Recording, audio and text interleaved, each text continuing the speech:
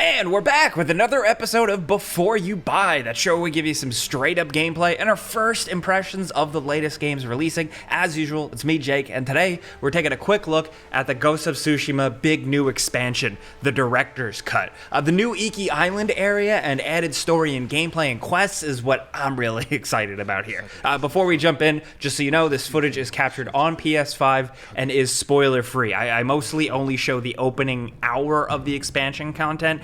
Just a heads up. But before we get into it, it's worth pointing out the full re-release Director's Cut version of the game. That includes everything. It's available on PS4 and PS5. If you're like me and you already played through Ghost on PS4, the whole upgrade path can be a bit annoying, but let me break it down. If you own Ghost on PS4, you can upgrade to the Director's Cut PS4 version for $20 US. If you own Ghost on PS4, but you want to upgrade it to the PS5 version with all the new content, it's $30 US all in. The base games actually are patched with a few quality of life improvements and stuff, but to access a lot of the PS5 upgrade features and stuff like the Japanese voice acting lip syncing, you gotta pay up. I don't like being piecemealed for something like DualSense controller support and haptic feedback. I just want to point that out up front. A lot of people are either A, confused about the pricing structure, or B, just not happy with the pricing overall, and I totally think a lot of it is valid. But for me personally though, the rest of it, the new content and some of the stronger graphical fidelity, I'm all about it. Now, if you haven't played Ghost of Tsushima at all, now after all of this, is absolutely the time. The Director's Cut is the best version of the game, objectively, like when we're talking about all the added content. And on PS5, yes, it does look somewhat better. I mean, like, look at it here in the video. Smoother frame rates, even if that's not technically new. It's not an insane upgrade or anything, but just a little refinement. So, like, if you were jumping on this from PS4 to PS5 and expecting, like, an absolutely massive overhaul, I've seen expectations all over the place out there on the internet. You know, keep your expectations in check. Although I gotta say, man, like, don't worry if you don't have a PS5. This game still looks good either way, and if you have a TV that supports HDR, man, this thing has been like my definitive HDR game since it released. Also, this is a great time to revisit the game because I want to go on record and say that the original Before You Buy video I did on this game, I was a bit too hard on it. I genuinely really enjoy it despite its faults. And so with the Iki Island expansion, I was happy to just jump back in and play through some new stuff. It was easy after the upgrade to bring over my save from PS4. It's actually simpler than how it's been handled with other games like, I'm looking at you, Final Fantasy VII. So you get this whole new area, Iki Island, to load into separately. You can find the mission on your map on the coast of Tsushima, and it's a quick mission, and then you have the ability to go there and get on a boat and start a whole new adventure that feels nicely in sync with everything else going on and Jin's character and whatnot. The island, like Tsushima, is also occupied by Mongol forces, but a bit of like a different breed of Mongol. They follow a cult-like leader known as the Eagle, who uses these like hallucinogenic poisons to strike fear into the hearts of local citizens and control her soldiers. Now, with this Mongol group, you encounter a couple of new enemy variations, most notably a shaman. They do like a chanting thing that hypes up other enemies and makes them attack relentlessly. It can make things challenging, but also like really messy and annoying.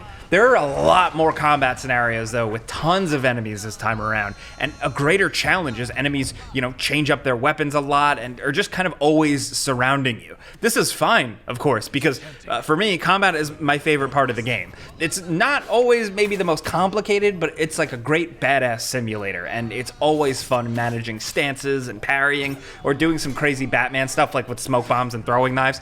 I actually was like kind of rusty because I haven't jumped into Tsushima for almost a year, and I got messed up a lot at first. You might be able to see it here and there, so that's just a warning if you're jumping into this. Maybe brush up on the main island first. Also worth pointing out, a big new addition, you could kill people with your horse. There's actually a horse charge ability. It might not sound like much, but it's really satisfying to like crush through a bunch of dudes. It's a nice little change up, and it does feel kind of nice with the DualSense feedback. Now, Iki Island is closer to mainland Japan, but it's much smaller, and here in the video game version, there are tons of biomes and environmental variety like the main island. A lot of the exploration is boiled down to just more. More haikus, more hidden areas with more supplies, banners to collect, birds to follow, but there are also fun little archery challenges now, and these cool animal sanctuary moments. A lot of the game in the story, but also just in the exploration of the environment itself, is about Jin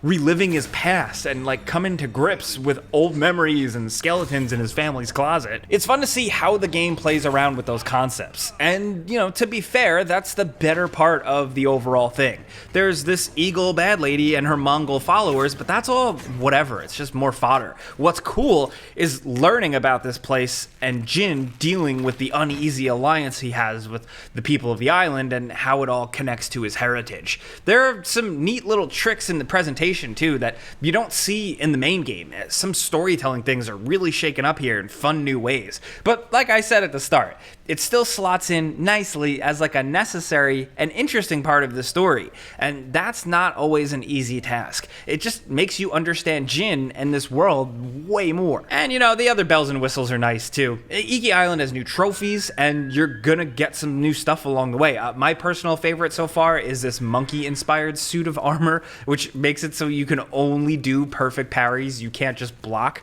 But if you do get that perfect parry, you can chain a bunch of strikes together. It makes fights more challenging, but even more satisfying, which I didn't think could be done. So I just want to get this across if it hasn't been clear. It's a bit more of Ghost of Tsushima to play, but besides the couple of things I mentioned here and there, nothing overall is completely revolutionary for the formula, but it's a nice little expansion. For me personally, who, I completed the main game and 100%ed it, and I was dying for a little something more. I needed a taste. This scratches that itch, and it's over 10 hours if you're trying to do everything. And like I said, there is absolutely some valid debate over the pricing model, specifically with the upgrade and the features, but the actual new content, the actual meat itself, I felt like it was worth my time and money. But I really, really, really enjoy this game, so keep that in mind. And if you're coming in completely new and completely fresh, buying the whole game for a full price, you're getting the game, the refinements, graphical and otherwise, the newer expansion, and the multiplayer mode, Legends, which was added a few months back, which is actually really good. So I highly recommend Ghost of Tsushima in general, and the new island gets my seal of approval too. It's kind of that simple. But that's really it, and you know how this goes here. I give you some pros, some cons, and some personal opinion, and now I want to hear yours in the comments. If you are jumping into this, what's your favorite new area, your favorite new item, maybe your favorite new character? There are quite a few weird things to discuss. Maybe try and keep it spoiler-free, but we want to hear from you guys. And maybe if you're just jumping into the main game for the first time, we definitely want to know what you think. Let's talk anything Ghost of Tsushima in general, your favorite moment, anything at all. We want to hear from you, definitely. And, if we informed you about the game, maybe we helped you decide a little bit, clicking the like button's all you got to do to help us out. We would really, really appreciate that. Now, if you're new, consider subscribing, man, because we put out videos every single day. But as always, thanks for watching. We'll see you guys next time.